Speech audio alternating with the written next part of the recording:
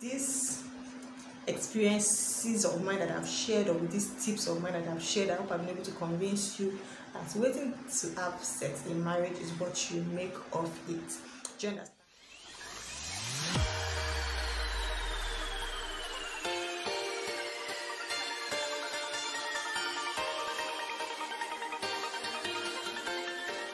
Hi guys, welcome back to my YouTube channel. My name is anDon't. This is your first time, you can call me Oni as well.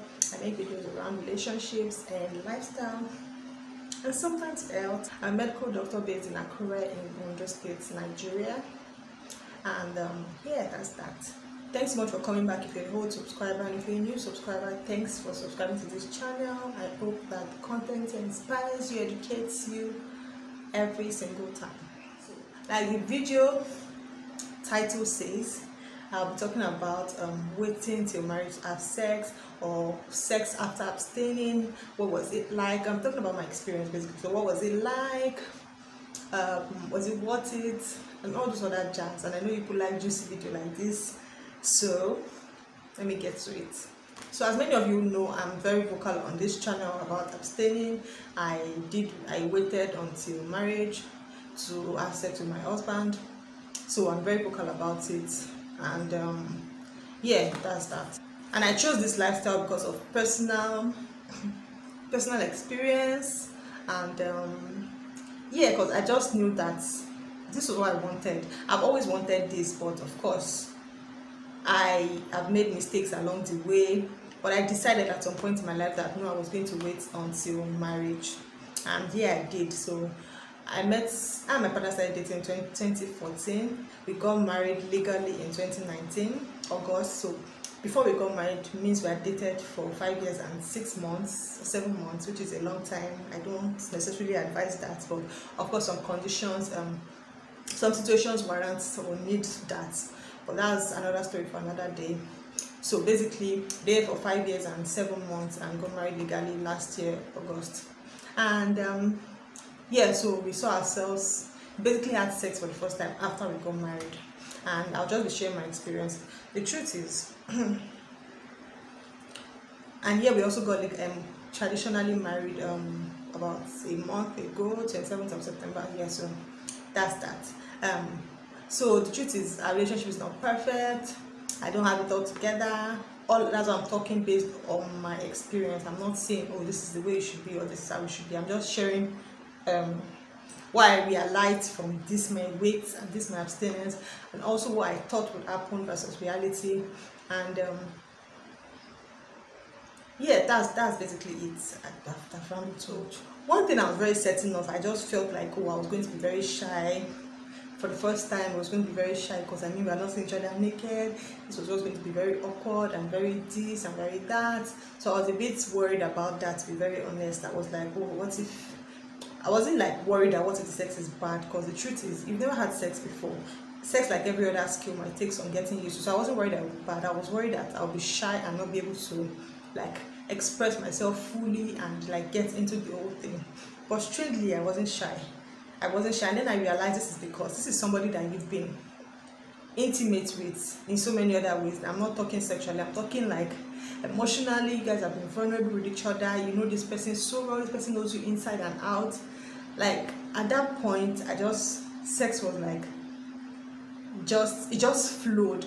To me, I just felt like it was just going to flow. Being open with him as regards with my body wasn't a problem. Rather, I'm talking in past tense, so it wasn't a problem because this was someone that I was already open with in every other sense of my life or area of my life. So it turned out that sex wasn't that, I wasn't as shy as I thought I would be. I was bold, I was confident, and yeah, that was very interesting because I actually thought I was going to be very shy.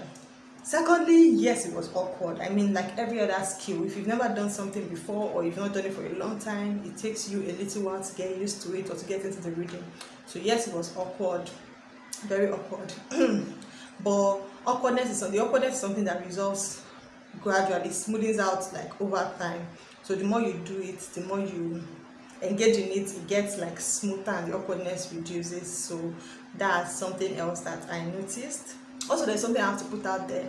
If you're a female and you're a virgin, or maybe you've not had sex in a long time, you're abstaining, you're abstaining and you intend to wait until marriage, the truth is it's going to, depending on how long you've been abstinent as well, it's going to hurt. Sex for the first time is definitely going to hurt.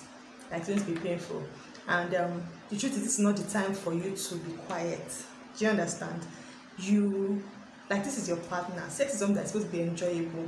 Let us dead the narrative of, oh, sex is something you give to a man, you know, for him to stay happy or for him to stay in the marriage. Sex is something that's supposed to be enjoyed between both parties. So, like, if you feel pain or you feel uncomfortable, you have to talk to your partner. Oh, I think you're too fast, slow down, I'm not comfortable, or no, we need lubrication, or we need a lubricant. Like, just be able to voice it out and talk to your partner, because the truth is, what you allow, the moment you, like, the way your first time goes, the moment you allow certain things, it just sort of like continues like that. If you don't voice it out, the person doesn't know that it's painful for you, probably thinks, oh, maybe it's okay, or maybe you're not just interested in sex generally, not knowing that, oh, okay, this was painful. And the truth is, when it's painful like that, the more painful, like when it's painful, the woman tends to not like want that experience to be repeated. So you have to think of making it as less painful for yourself as possible by you know, communicating well with your partner. If you need a lubricant to help make it less painful, you can use that. Make sure the environment around you is not so tense so that you can relax as well. So yes, please, let's dead the narrative that a woman is not supposed to enjoy sex, that, oh, you just lie down in bed and let your partner do his thing, whether you're not to enjoy it, whether or not you're in pain, you're supposed to just enjoy it. Please, I beg. Yeah, also, yeah, as regards making sex less painful, you need a relaxing environment. Lubricant, you also need foreplay. Foreplay is very important. Also, you don't need to try all the styles in the world. You have the whole of your life to do that. Do you understand? Sometimes keeping it simple as missionary style is okay, especially when it's your first time together or like your first few days. Do you understand? You don't have to be wanting to try, because you're already dealing with the awkwardness of it. You're dealing with the fact that for the female it might be a bit painful, and then you're now trying to do gymnastics again. You know, just keep it simple. Over time, you have more opportunity to explore yourself when you become like more comfortable, and then it's not as painful. Do you understand? So yeah, I think this is all I want to talk about today. And with these experiences of mine that I've shared, or with these tips of mine that I've shared, I hope I've been able to convince you that waiting to have sex in marriage is what you make of it. Do you understand? Some people's excuses for not waiting till marriage is like, oh, what if this person doesn't know how to have sex? What if we have bad sex? There's nothing like bad sex as far as I'm concerned. Sex is like every other skill that you can learn, and the more comfortable you get with each other, the more you're able to explore and try new things. So I do not think that there's such a thing as bad sex. You just have maybe a partner that is not willing to learn, or people that are not willing to like bend and be flexible. Do you understand me? So yeah. Also, what other excuses do people make? I don't know. What other excuses do they give? If you just want to have sex before marriage just because, or you don't think it's a big deal, or just because you can't hold yourself, then go ahead, please. But I think saying that, oh, you don't know if the sex will be bad or the sex won't be great, I don't know. I don't think that's a good excuse at all. So yeah, that's all.